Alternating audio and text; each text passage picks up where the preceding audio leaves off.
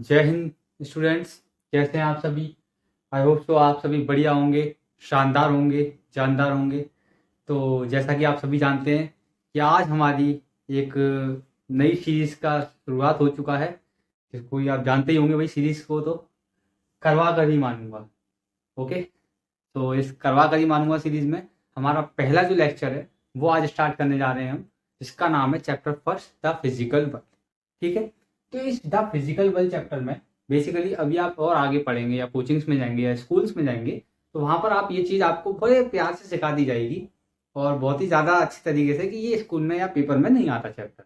I know very well, but देखो, आप कोई मार्केट में जाते हो, किस चीज़ को खरीदते होंगे, उसके बारे में आप तमाम फीडबैक लेते हैं, व्यूज देते हैं अलग अलग प्रकार से, है ना। मार्केट में उसकी स्ट्रेटेजी को देखते हैं, किस तरीके से उस प्रोडक्ट के फायदे हैं। तो बेसिकली जब आप इस प्रोडक्ट को खरीदने जा रहे हो, प्रोडक्ट क्या है यहाँ पर? Physics subject. बेसिकली आपने पीसीएम चूज करी है, ठीक है। तो जब आप इतना बड़ा अपना सफर तय करने जा रहे हैं फिजिक्स के साथ, तो फिजिक्स के बारे में आपको पता तो होना चाहिए कि क्या उसके स्कोप हैं, क्या उसकी एप्लीकेशन है, क्यों ये पढ़ी जाती है, क्या इसमें हमें पढ़ना है। या डायरेक्ट हमने चैप्टर सेकंड से शुरुआत कर दिया सिलेबस, आपको एक मशीन की तरह एक कोडिंग कर दी उसमें, और कोडिंग फिर आपको सिखा दी गई। ये चीज नहीं करनी ना हमको यहाँ पर। ये फिजिक्स है, ये एक लौता ऐसा सब्जेक्ट है जो कि आपको अलग ही ग्लोरी देगा, जो कि हमने पहले भी आपको बताया था, ठीक है ना। तो चलिए इसको देख लेते हैं। इसमें दो ही चीजें थी मेन अभी स्टार्टिंग में, वाई हमको क्यों पढ़ना है ये, और इसकी नीड क्या है। तो इसके बारे में डिस्कस कर लेते हैं। और बेसिकली हमने इसको बता भी दिया कि नीड इसकी सिर्फ यही है इस चैप्टर को पढ़ने की, कि आपको ये चीज़ पता होनी चाहिए जिसके बारे में भी आप पढ़ रहे हैं, ठीक है। और बहुत ही ज़्यादा अच्छी चीज़ें इस चैप्टर में हमको देखने को मिलेंगी। जो ये पहला जो चैप्टर है आपका, इसमें कई सारी ऐसी चीज़ें जो हमने भी कभी नहीं सुनी थी भाई पहले। जब से हमने पढ़ाना शुरू किया लास्ट 3 ईयर से, तो जब भी हमको ये चीज़ें पता पड़ी थी, ठीक है, क्योंकि हमारे टीचरों ने भी ये हमको नहीं पढ़ाया था चैप्टर। आपके तो फिर भी एक पहला सबसे पहला क्वेश्चन, बेसिकली फिजिक्स शुरू करने से पहला ही क्वेश्चन हमें आपसे पूछना भी है, अभी हम पूछेंगे भी आगे कि व्हाट इज फिजिक्स। इसका आंसर भी आपको यही मिलेगा। बड़ा ही सुंदर चैप्टर है भाई। तो चलिए देख लेते हैं फटाफट से। तो देखो भाई, सबसे पहले चैप्टर का कुछ इंट्रोडक्शन जो होता है यहाँ पर इस प्रकार से होता है, इसका इंट्रोडक्शन कि मैटर क्या है। देखो, आप कुछ भी पढ़ते हो, कुछ भी चीज को आप स्टडी करते हो, सबसे पहली चीज को क्या होनी चाहिए? इस ब्रह्मांड में अगर कोई भी चीज एग्जिस्ट कर रही है यहाँ पर, या उसका वजूद है, एग्जिस्ट कर रही है वो यहाँ पर, तो क्या होगा भाई? वो मैटर होगी।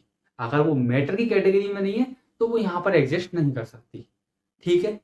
एक चीज और, कि अभी यहाँ पर कुछ बच्चों के दिमाग में आ रहा होगा या जो सुन चुके हैं इस बारे में, कि मैटर नहीं है कोई चीज, लेकिन तब भी वो ब्रह्मांड में एग्जिस्ट कर रही है in the form of radiation और एनर्जी। उसके बारे में हम इसी चैप्टर में भी आगे आपको एक चीज बताने वाले हैं, ठीक है। तो चलिए देख लेते हैं इसको फटाफट से। तो मैटर की बेसिक प्रॉपर्टी तो आपको पता है। बेसिक प्रॉपर्टी एक तो ये वाली हमने लिखी है, ठीक है। ये आपकी सबसे बेसिक प्रॉपर्टी है। वैसे क्या इसकी वेरिएबिलिटी, कि मैटर की कई सारी स्टेट्स होती है, कई सारी फॉर्म्स होती हैं, ठीक है ना। तो वही इसका बेसिकली बेसिक प्रॉपर्टी है कि अलग अलग प्रकार से, हाँ आपने देखा होगा आपके ब्रह्मांड में कई सारी चीजें हैं, है कि नहीं।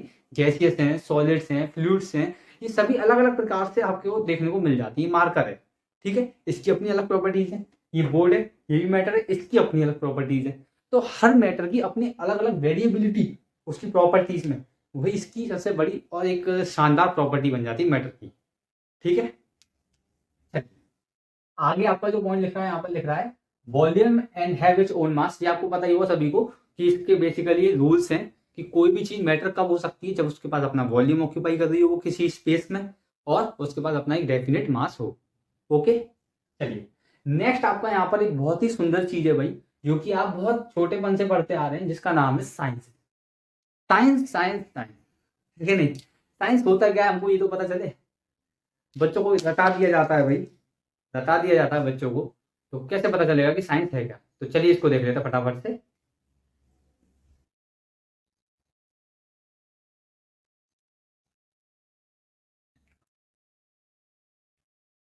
जी चलिए इसको देख लेते हैं फटाफट से क्या होगा। तो यहाँ पर जैसा कि आप देख रहे हैं, साइंस एंड इट्स टेक्नोलॉजी। तो साइंस क्या होती है, सबसे पहली बात यहाँ पर आ जाती है बेटा। आप देख रहे होंगे कि लैटिन वर्ड होता है बेसिकली। कोई भी चीज की शुरुआत होती है तो वो लैटिन वर्ड से होगी या फिर ग्रीक लैंग्वेज से होगी। ओके, तो यहाँ पर लैटिन वर्ड जो है इसका वो है होता है साइंटिया, ठीक है। क्या होता है? सेंटिया। तो साइंटिया का बेसिकली जो मतलब होता है यहाँ पर, उसका मतलब होता है टू नो, ठीक है। डायरेक्ट फटाफट इस चीजों को देख लेते हैं। बेसिकली आपकी नॉलेज के बता रहे हैं सिर्फ, आपको नॉलेज होनी चाहिए भैया जिस चीज को आप पढ़ने जा रहे हैं, ठीक है, उसके बारे में। तो उसके बाद आपका नेक्स्ट आता है वैदिक कल्चर में। वैदिक कल्चर भी हमारा हिंदू धर्म है, ठीक है, जो भी आपका धर्म हो, हमारे हिंदू धर्म में ये बात बोली जाती है। वैदिक कल्चर में कई टाइम से हम मतलब देखते आ रहे हैं, क्या होता है भाई, विजनन, ठीक है, इसका मतलब विजनन होता है। और एक आपका हमारा जो इस्लामिक होता है, जो इस्लामिक धर्म है अपना, उसमें हम क्या देखते हैं भाई, इल्म।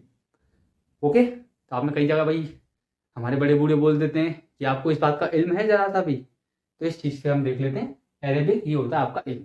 और आपके जो हिंदू धर्म है उसमें भी ये बात बताई जाती है भाई कि वैदिक हैं आप, है ना, वेदांत, वैदिक, उपनिषद, इन सब के बारे में, ठीक है ना। और इल्म तो भाई बड़ी शानदार चीज़ होती है।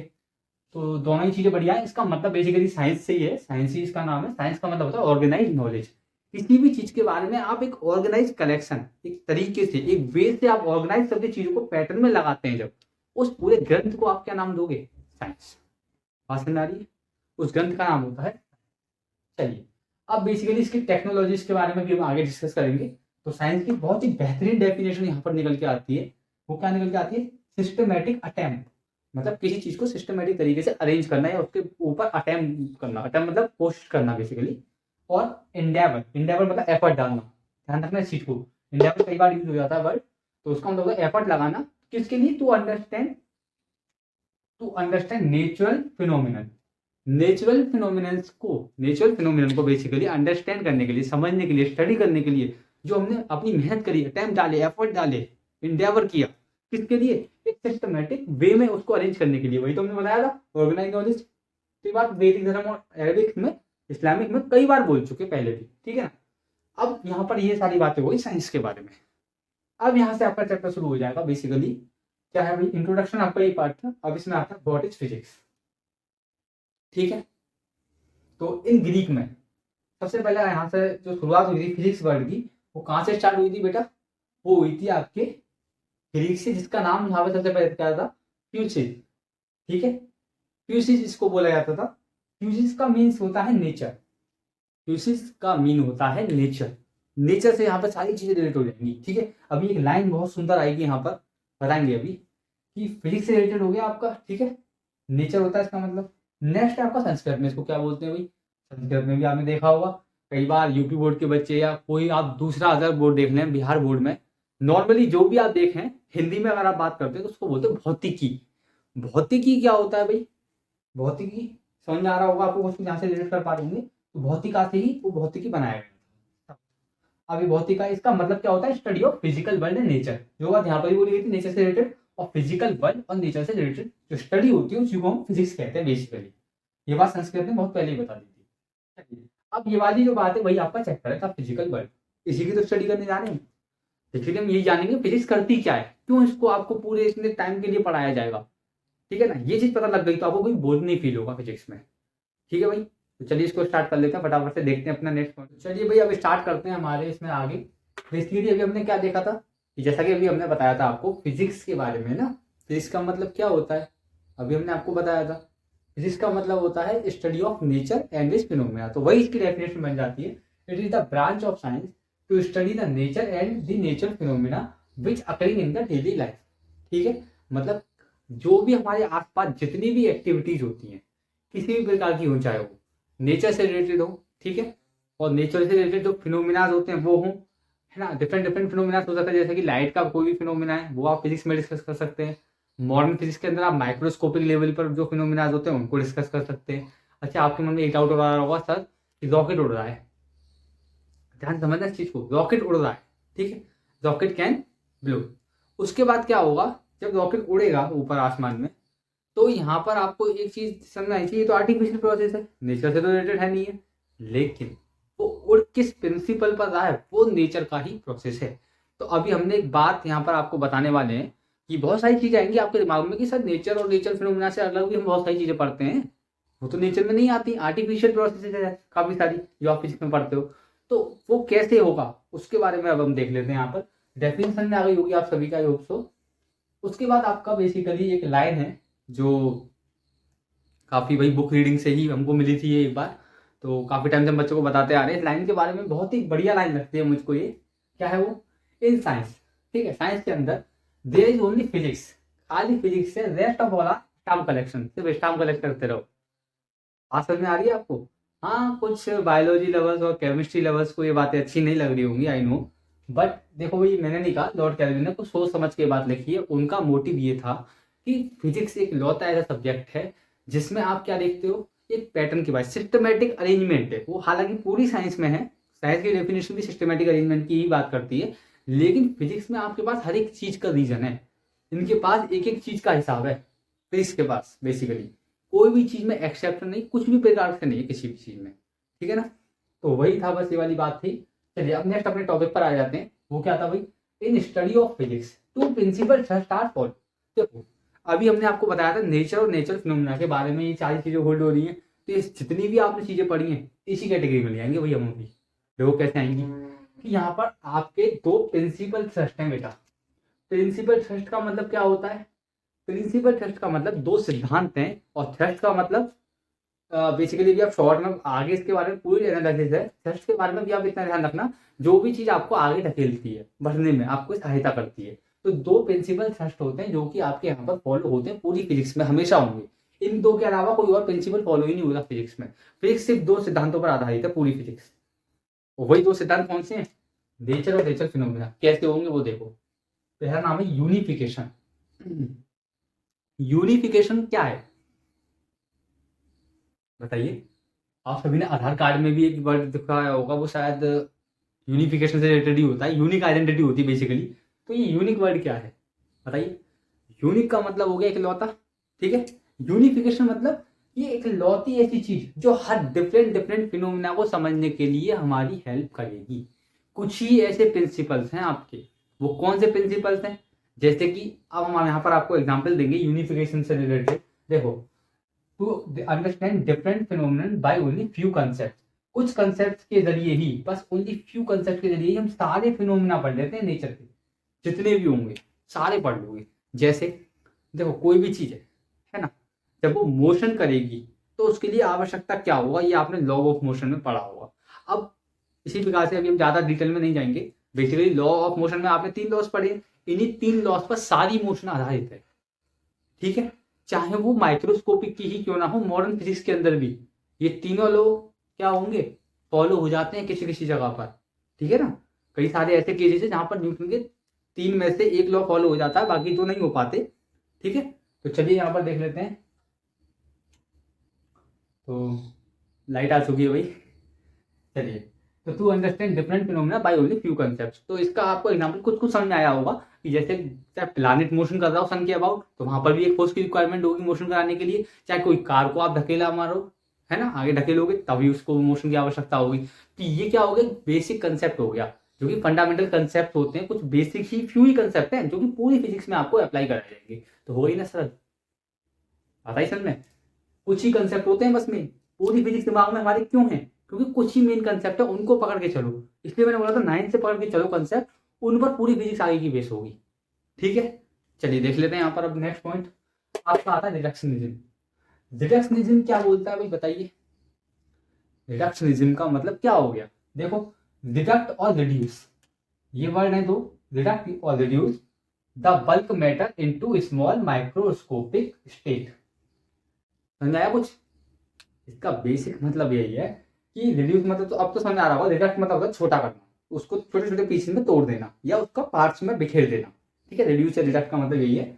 उसके बाद अब आप देख रहे हो किसको, बल्क मैटर को, जो भी आपके पास मैटर है। सिंपल मान लो अब आपको आपने एक बेसिकली किसी भी मूवीज में देख लो या नॉर्मल कहीं भी देख लो आप, जब किसी को मान लो एलियन आया धरती पर, ठीक है, एलियन आया उड़ता हुआ, अब वो एलियन क्या करेगा भाई, आपको पकड़ लिया, जैसे बीके में बोलता है कि हमको पकड़ के क्या काटोगे और ये सब रिसर्च करेंगे हमारे ऊपर। तो बेसिकली वही है, रिसर्च कभी भी करी जाती है ना, तो वो क्या करी जाती है भाई, किसी भी बल्क मैटर को स्मॉल स्मॉल पीसेस में इसको डिवाइड कर दिया जाता है और डिपार्टमेंट में भेज दिया जाता है। मान लो कोई ऑर्गेनिक मैटर है तो बायोलॉजिस्ट पर भेज दिया जाएगा, कुछ केमिकल से रिलेटेड मामला है तो वो केमिस्ट के पास भेज दिया जाएगा, और अगर कोई वैसा मेटल वगैरह का है या कोई फिजिकल फिनोमिना समझना है तो हमारे पास भेज दिया जाएगा, मतलब फिजिसिस्ट के पास, ठीक है। तो यही वाली बात थी कि किसी भी बल्क मैटर को सबसे पहले छोटे छोटे टुकड़ों में बांट दो, उसके बाद उनकी प्रॉपर्टीज को, उनकी जो प्रॉपर्टीज है उनको स्टडी कर लो, ठीक है ना। बेसिकली इस लाइन का मतलब ये है, माइक्रोस्कोपिक स्केल पर जब आप उसे बांट दोगे किसके लिए, to study the properties of bigger complex and bulk system. मतलब जो बिगर कॉम्प्लेक्स और बल्क सिस्टम जिसको हम तोड़ रहे हैं उसकी स्टडी करने के लिए, किसकी प्रॉपर्टीज की स्टडी करने के लिए हम यहाँ पर इसको तोड़ लेंगे। ठीक है, तो चलिए अब ये 2 पॉइंट थे बेसिकली, आप देख रहे होंगे इन्हीं पर आधारित है। आप चाहो तो इसको अभी देखते चले जाना, जैसे जैसे हम पढ़ाते चले जाएंगे इन्हीं 2 प्रिंसिपल पर ये सारी चीजें आधारित हो जाएंगी। ठीक है, बेस होंगी इन्हीं दोनों पर।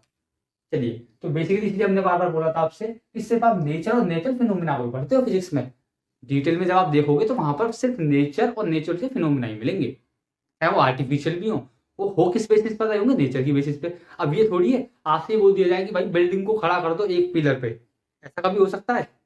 कितना भी कोई भी इंजीनियर हो कुछ ना कुछ ऐसा तिकड़म लगाएगा कि वो फिजिक्स को फॉलो कर रहा होगा या नेचुरल फिनोमिना को फॉलो कर रहा होगा। ठीक है, अब आपसे बोल दिया जाए आप हवा में उड़ के दिखाओ, नहीं होगा ना, क्योंकि आप प्राकृतिक रूप से हवा में नहीं उड़ सकते, पानी में सांस आप नहीं ले सकते, कुछ ना कुछ ऐसा करोगे कि वो फिनोमिना ही फॉलो कराना पड़ेगा आपको। अभी ये कंसेप्ट समझाएंगे जो कि आपके 10th क्लास में चैप्टर है लाइट वाला, उसमें भी देखेंगे अभी एक चीज। ठीक है ना, उसको भी बता देंगे आपको, थोड़ा सा कंसेप्ट है उसका। तो जैसा कि बेटा अभी आप लोग देख चुके थे, इसमें हमने क्या पढ़ा था बेटा, व्हाट इज फिजिक्स। ठीक है, फिजिक्स के बारे में पढ़ा था और कुछ 2 पॉइंट्स भी देखे थे अभी हमने। तो उसी से रिलेटेड अब हम यहाँ आगे पढ़ने वाले हैं, किसके बारे में, स्कोप ऑफ फिजिक्स के बारे में। तो चलिए देख लेते हैं एक बार, जो आपकी फिजिक्स है उसके स्कोप क्या क्या है। देखिए, कोई भी चीज अगर हम खरीदते हैं मार्केट से तो उसके एडवांटेजेस तो हमें पता होने चाहिए ना भाई। अगर कुछ भी चीज का कोई एडवांटेज ही नहीं है हमारी लाइफ में तो हम उसको क्यों परचेज करेंगे। तो सिमिलरली फिजिक्स का कुछ तो एडवांटेज होगा, हम इतनी मेहनत क्यों कर रहे हैं इसको समझने के लिए। तो वही स्कोप हम यहाँ पर देखने वाले हैं बेसिकली, कि ज्यादा कुछ नहीं है इसमें। यह है बेसिकली कि हम इसका स्कोप होता क्या, ये डायरेक्ट मैंने यहाँ पर लिखा है, तो ध्यान रखिएगा आप। टू डिस्कवर, डिस्कवर करने के लिए किसको, बेसिक लॉज, जैसा कि अभी मैंने 2 पॉइंटों में बताया भी था आपको, यूनिफिकेशन एंड रिडक्शनिज्म में हमने आपको बताया था कुछ बेसिक और फ्यू लॉज ही होते हैं बस। ठीक है, उन्हीं के बारे में हमें देखना पड़ता है। तो बेसिकली 2 थ्रस्ट थे वो मेनली। अब यहाँ पर आपका बेसिक लॉज है, ठीक है, इनको डिस्कवर करने के लिए किसके, basic laws of nature, so that the various phenomena of the nature world could be correlated and understood. इसका मतलब क्या हुआ कि आपके जो नेचर है और उसके अंदर कई सारे डिफरेंट डिफरेंट फॉर्म आपके जो फिनोमिनन है, काफी सारे फिनोमिना है। देखो जैसा कि आप जानते हैं रेनबो क्यों बनता है, रेनफॉल क्यों होती है, कई सारे और भी इसके रिगार्डिंग और भी कई सारे फिनोमिनन्स हैं कि भाई अगर आपने किसी चीज को गिराया तो वो नीचे क्यों जा रही है। इसके रिगार्डिंग जितनी भी आपकी चीजें हैं अलग अलग फिनोमिनन्स की, उसका बेसिकली बेसिक लॉ क्या है, उसी फ्यू प्रिंसिपल पर आधारित है वो। तो वो क्या, उसको पढ़ने के लिए ही हम बेसिकली यहाँ पर फिजिक्स को पढ़ते हैं, यही इसका स्कोप के रूप में देख लिया जाता है। जो मेन स्कोप है वो यही है। बाकी अगर आपके आगे आएंगे अभी कुछ हम वो बेसिकली एप्लीकेशन है। ठीक है ना, अभी एप्लीकेशन की बात करेंगे हम आगे, देख लेंगे।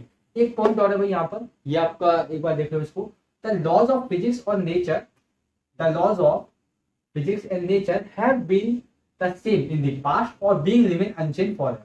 देखो यहाँ पर एक बात आ जाती है, ये वाली आप समझ ही चुके होंगे कि क्या है वो बात, कि जैसे कि आपके लॉज होते हैं फिजिक्स के, ठीक है, और जो नेचर होती है फिजिक्स के लॉज, नेचर के जो लॉ हैं अपने, वो जो पहले पास्ट में थे, मान लो आज से 2 बिलियन साल पहले जब भी अर्थ बन रही होगी, जैसी धरती का निर्माण हो चुका होगा, वहां पर जब जो लॉ फॉलो हो रहे होंगे वो आज भी उसी तरीके से फॉलो होते रहेंगे और कभी भी अनचेंज, मतलब कभी भी चेंज नहीं होंगे। जिंदगी भर के लिए वो लॉज लिख चुके हैं और पूरे कुछ कुछ लॉज तो ऐसे जो पूरे ब्रह्मांड में लिख चुके हैं। ठीक है ना, जैसे कि न्यूटन का जो फर्स्ट लॉ है बेसिकली वो पूरे यूनिवर्सल लॉ है कि जब तक आप किसी पर कोई खोज अप्लाई नहीं करोगे वो नहीं चल सकती, आप अपनी स्टेट को नहीं चेंज कर सकती। उसी प्रकार से हमारे यहाँ पर ये वाली चीज है। ठीक है ना, तो ये बात ध्यान रखना, अभी इसको आगे भी पढ़ेंगे न्यूटन के सारे लॉज के बारे में, तब हम इसमें देख लेंगे इस वाले पॉइंट को। ठीक है, दोबारा से अब बेसिकली एक बात और ध्यान रखना, लेकिन यहाँ पर हम एक चीज ऐड करना चाहेंगे एक्स्ट्रा में, वो यही है कि अक्सर लोग अपनी मेंटेलिटी बदलना नहीं चाहते, वो ये वाला प्रिंसिपल पकड़ लेते हैं। लेकिन ऐसा नहीं है, कि आप एक बात ध्यान रखना कि आपके फादर ने जो प्रॉब्लम झेली होगी अपने टाइम में, जरूरी नहीं है कि वो प्रॉब्लम भले सेम हो, लेकिन वो उसी तरीके से आपको डील करनी पड़े, क्योंकि ये आज का युग है। ठीक है ना, इसको एक बात ध्यान रखना। इसका एक एग्जाम्पल आप फिजिक्स की लैंग्वेज में आप इस तरीके से ले सकते हो कि जो आपकी नेबुला हाइपोथेसिस थी, बेसिकली धरती का निर्माण, बिग बैंग थ्योरी, उससे पहले क्या था। तो इसका आंसर सिर्फ आप ये दे सकते हो कि उससे पहले जो भी ब्रह्मांड रहा होगा या जो भी चीजें रही होंगी उस डायमेंशंस में, जो भी डायमेंशंस रही होंगी आपकी, जो फिजिक्स की डायमेंशन है इस समय, उससे अलग रही होगी। ठीक है, यहाँ पर जो टाइम एक्सिस है, एक समय की डोर जो आप अवेंजर्स में भी देख चुके हैं, वो समय की डोर जो है ना, ठीक है ना। जो भी आपकी यूनिवर्स हो, मल्टीवर्स हो, ये सारी की सारी थ्योरी इसी ब्रह्मांड के लिए है, इसी टाइमलाइन के लिए है, बेसिकली अभी के लिए। उससे पहले जो भी रहा होगा वो आपको नहीं पता, या आप किसी और यूनिवर्स में जाकर के देखें तो वहां पर आपको चीजें नहीं होंगी जो हमारे यूनिवर्स में फॉलो हो रही। तो अभी हम यहाँ पर जो बात कर रहे हैं बेसिकली ज्यादा डीप में ना जा करके यूनिवर्स लेवल की ही बात कर रहे हैं, ठीक है। मल्टीवर्स की थ्योरी यहाँ पर नहीं अप्लाई होगी। तो चलिए यहाँ पर स्टार्ट कर लेते हैं भाई। तो नेक्स्ट पॉइंट है आपका यहाँ पर आगे। हाँ, अब एक यहाँ पर बहुत ही सुंदर लाइन लिखी हुई है इस बुक में। बेसिकली मॉडर्न एबीसी बुक है, हमने आपको लास्ट सजेस्ट भी किया था। तो उस बुक की बहुत ही सुंदर लाइन लिखी हुई है। ये क्या लाइन है भाई, इसको देख लेते हैं एक बार। कि science is the art of the soluble. Science क्या है, सिंपल, एक ऐसी कला है जो कि घुल मिल जाती है, ठीक है ना। सॉल्यूबल इसका मतलब क्या हुआ, हैव टू नो। यहाँ पर इसका मतलब बेसिकली ये है कि साइंस एक ऐसी आर्ट है जिसमें कि बेसिकली क्या होता है, ये घुल मिल जाती है सबसे। अच्छा, ये हैव टू नो हमने इसलिए लिखा है कि आपको पता होना चाहिए, ध्यान रखना। ये लाइन आपको पता होनी चाहिए क्योंकि आप पढ़ रहे हो साइंस के बारे में, बचपन से पढ़ते आ रहे हो। तो साइंस एक लौती एक ऐसी कला है जो आपके संग आराम से घुल मिल जाती है, हर एक टॉपिक से रिलेट होती है, ठीक है ना। तो ये वाली बात इसके लिए थी, ठीक है। चलिए, अब इसका मतलब एक और भी है कि the unity in diversity of voice principles और phenomena which can be understood by few basic concept and laws. इसका मतलब क्या हुआ देख लेते हैं यहाँ पर। कि जो आपकी यूनिटी होती है, जैसे कि अभी हमने बताया था कि कुछ बेसिक या बेसिक जो फंडामेंटल प्रिंसिपल्स हैं या आपके लॉज हैं उन्हीं पर ही आधारित है पूरी फिजिक्स, ठीक है। जो आपकी यूनिटी है यहाँ पर किसमें, डाइवर्सिटी में। डाइवर्सिटी बेसिकली ऐसा बोला जा रहा है कि कोई भी अगर लॉ है, ठीक है ना, कई सारे लॉज हैं यहाँ पे, कई सारे प्रिंसिपल्स हैं, कई सारे फिनोमिनाज हैं, उन सबके बीच में एक जो डाइवर्सिटी है उन सबके बीच में एक यूनिटी तो है। क्यों, इसकी वजह से, ठीक है, बेसिक लॉज की वजह से। यही तो बेसिक लॉ हर किसी में फॉलो हो रहा है, तो वो आपस में रिलेट कराएगा उनको कि कुछ तो उसमें यूनिटी है। वो क्या यूनिटी है, वो बेसिक लॉज की यूनिटी है, ठीक है ना। बात समझ में आ रही है आपको। प्रिंसिपल्स की और फिनोमिना के बारे में बात करता है, विच can be understood by few basic concept. वही वाली बात आ गई दोबारा से, ये वही बात है। तो basically science is the art of the soluble का मतलब ये है एक्चुअली में, ठीक है ना, ध्यान रखना। तो वही वाली बात निकल के आ जाएगी कि जो साइंस है वो जितने भी फिनोमिना होते हैं उन सभी में एक जैसी ही अप्लाई होती है और घुल घुल मिल जाती है। मतलब सब में एक ही जैसे कुछ ही बेसिक लॉज है, उनको पकड़ के हम पूरी साइंस समझ सकते हैं और पूरी फिजिक्स समझ सकते हैं, ठीक है ना। केमिस्ट्री और बायोलॉजी भी बेसिकली, बायोलॉजी का अपने कुछ बेसिक ही प्रिंसिपल होंगे जिनके आधारित पे पूरी बायोलॉजी चलती है, ठीक है ना। चलिए नेक्स्ट आपका, अब देखो यहाँ से ये टॉपिक खत्म हो चुका है बेसिकली। अभी यहाँ से एक तरीके से यहाँ पर एक न्यू टॉपिक है ये सी गई। यहाँ पर दो इंटरेस्टिंग डोमेन्स होते हैं बेटा। क्या होते हैं, दो इंटरेस्टिंग डोमेन्स बताए गए हैं फिजिक्स के लिए। अच्छा, दो लिख रहे हैं, तीन लिख रहे हैं। देखो ऐसा है, मेन हम आपको बताए थे, मेन तो मैक्रो और माइक्रो तो आपने सुना ही होगा। ये मीसो बेसिकली इसका पार्ट ही बता देंगे कैसे हो, ठीक है ना। मीसो एक का मेन नहीं है, मेनली दो इंटरेस्टिंग डोमेन्स देखे जाते हैं, मैक्रोस्कोपिक लेवल और माइक्रोस्कोपिक लेवल। ये आपने सुना होगा। तो मैक्रोस्कोपिक लेवल में हम किसके बारे में बात कर लेते हैं बेटा, यहाँ पर जो आपके लार्ज ऑब्जेक्ट्स हैं, ठीक है ना। जो आपके लार्ज ऑब्जेक्ट्स होते हैं उनके बारे में हम यहाँ पर बात करेंगे। और इसमें आप किसके बारे में बात करते हो, बेसिकली एटम्स एंड मॉलिक्यूल्स के लेवल पर, ठीक है ना। एटम्स एंड मॉलिक्यूल्स के लेवल पर आप यहाँ पर बात कर लेते हो। चलिए बात समझ आ रही है। तो इसको फटाफट से एक बार पीछे इसको भी आगे देख लेते हैं, इसको रफ कर लेते हैं। आप चाहो तो इसका स्क्रीनशॉट ले सकते हैं भाई, जल्दी से लीजिए।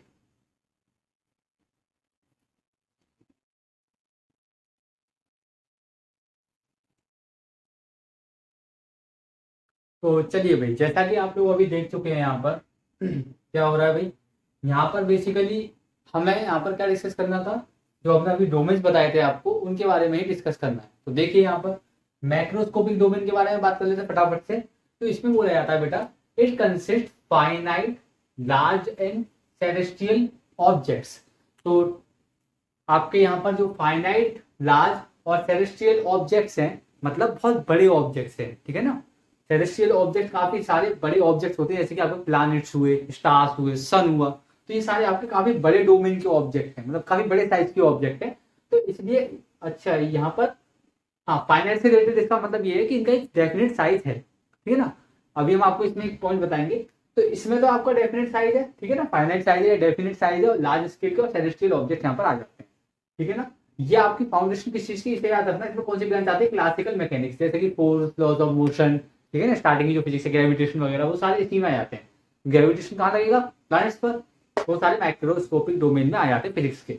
नेक्स्ट आपका आता है माइक्रोस्कोपिक डोमेन। इसमें क्या है भाई, it consist tiny small particles, ठीक है ना, और involve atom, nuclei, molecules, electron, proton, neutron, ये सारी चीजें जो आपकी न्यूक्लियर फिजिक्स होती है बेसिकली उसमें आ जाता है ये। तो इसका जो फाउंडेशन है भाई वो किसके लिए है, मॉडर्न फिजिक्स के लिए, जिसमें आपके एटम, न्यूक्लियाई वगैरह सारे चैप्टर आ जाते हैं। एक थर्ड पार्ट भी है भाई मीसोस्कोपिक। तो इसको मेन इसलिए नहीं बोला गया क्योंकि ये मैक्रो और माइक्रो के बीच में लाई करता है, ठीक है ना। यहाँ पर जो ऑब्जेक्ट होते हैं वो मैक्रो माइक्रो के बीच में होते हैं, और it deals with 10 to 100 of atoms only. मतलब कुछ यहाँ पर बेसिकली कुछ साइज का जो ऑब्जेक्ट होगा जिसमें 10 से 100 एटम तक के जो ऑब्जेक्ट्स हैं, बेसिकली ऐसा कोई नहीं, पर्टिकुलर यही रेंज है, एक बता दिया गया है।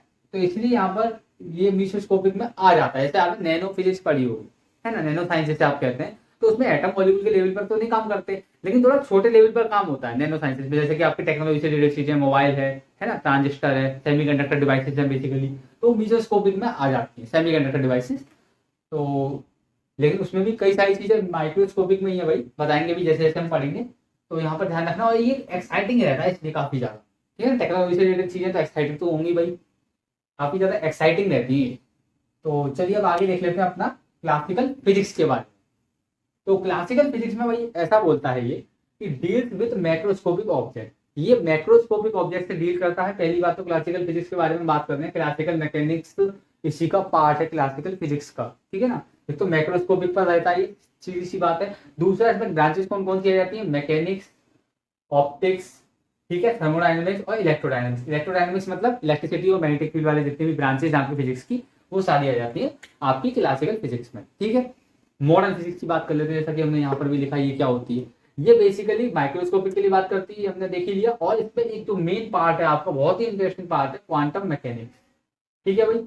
ये आपके 12th में तो नहीं है, लेकिन हम इसे पढ़ाएंगे जब 12th में बेसिकली करवाया जाएगा, यहाँ पर प्लेलिस्ट बनेगी, उसमें हम जब सिलेबस करा देंगे तो क्वांटम मैकेनिक्स का भी कुछ पार्ट यहाँ पर ऐड कर दिया जाएगा, ठीक है। यहाँ तक का आई होप तो आपको अच्छा लगा होगा। अभी आगे देख लेते हैं इसमें, अभी कुछ चीजें और थोड़ी सी उनको और डिस्कस कर लेते हैं फटाफट से। जैसा कि बेटा आप लोग अभी देख चुके हैं, यहाँ पर हम लोग किस बारे में बात कर रहे हैं, फिजिक्स और टेक्नोलॉजी के बारे में। अभी आपने लास्ट जो पढ़ा था फिजिक्स की कई सारी ब्रांचें देख ली थी। अब इसमें लास्ट टॉपिक है इस वीडियो का, जो कि है फिजिक्स और टेक्नोलॉजी, जो कि बहुत ज्यादा इंपॉर्टेंट चीज है। देखो कोई भी गवर्नमेंट आप लो, चाहे इस कंट्री की लो, अपनी कंट्री इंडिया की, या फिर आप किसी अनदर कंट्री में चले जाओ, किसी भी चीज पर जब भी तो रिसर्च होती है जब उससे हमें कोई फायदा हो, ठीक है। तो हमें फिजिक्स से क्या फायदे हो सकते हैं, हमें वो देखना है, कैसे हमारा देश और ज्यादा सशक्त हो सकता है फिजिक्स से के साथ। तो देखते हैं भाई यहाँ पर, तो यहाँ पर ये बोला गया है बेटा कि the growth of physics and technology, ठीक है, इज टू फोल्ड। मतलब जो टेक्नोलॉजी और फिजिक्स की जो ग्रोथ है वो टू फोल्ड है, इन दोनों की साझेदारी से चलती है। ये नहीं कि आप ये सोचो मैं सिर्फ फिजिक्स पढ़ कर ही कर दूं, या सिर्फ टेक्नोलॉजी को हम ग्रोथ कर दें तो फिजिक्स को ग्रोथ ना करें, तो ऐसा नहीं हो सकता। दोनों एक साथ चलती हैं, दोनों की ग्रोथ एक साथ होनी चाहिए। कैसे कि देखो कभी कभी ऐसा होता है कुछ फिनोमेना में कि हम फिजिक्स को क्या करते हैं, फिजिक्स के जरिए न्यू टेक्नोलॉजीज को डिस्कवर कर लेते हैं, ठीक है। कभी कभी हमको नहीं पता होता कि कोई चीज कैसे हो रही है, ठीक है।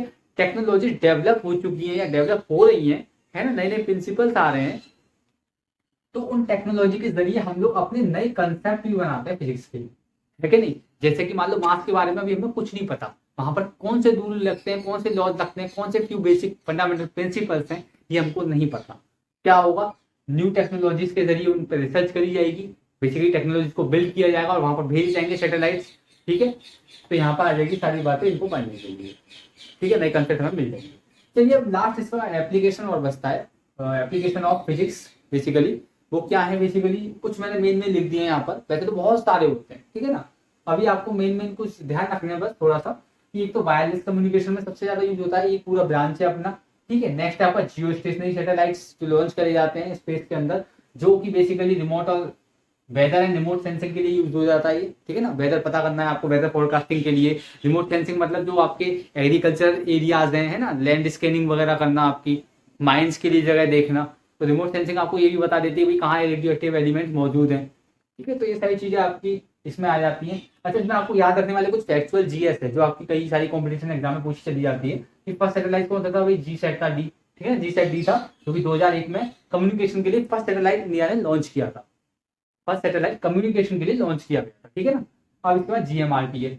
जीएमआरटी क्या होता है भाई, ये आपका वर्ल्ड का सबसे मोस्ट पावरफुल रेडियो टेलीस्कोप है, जो कि हमारे भारत के पास है, ठीक है। पूरे महाराष्ट्र में इसकी खोज की गई थी, ध्यान रखना इंपॉर्टेंट है।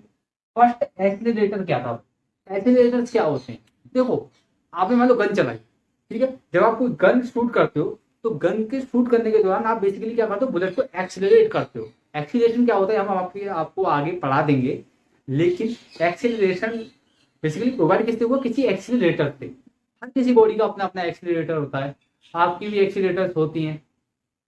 चलिए, तो एक्सीलरेटर मतलब पार्टिकल है, ठीक है ना, पार्टिकल्स की एक्सीलरेटर होते हैं।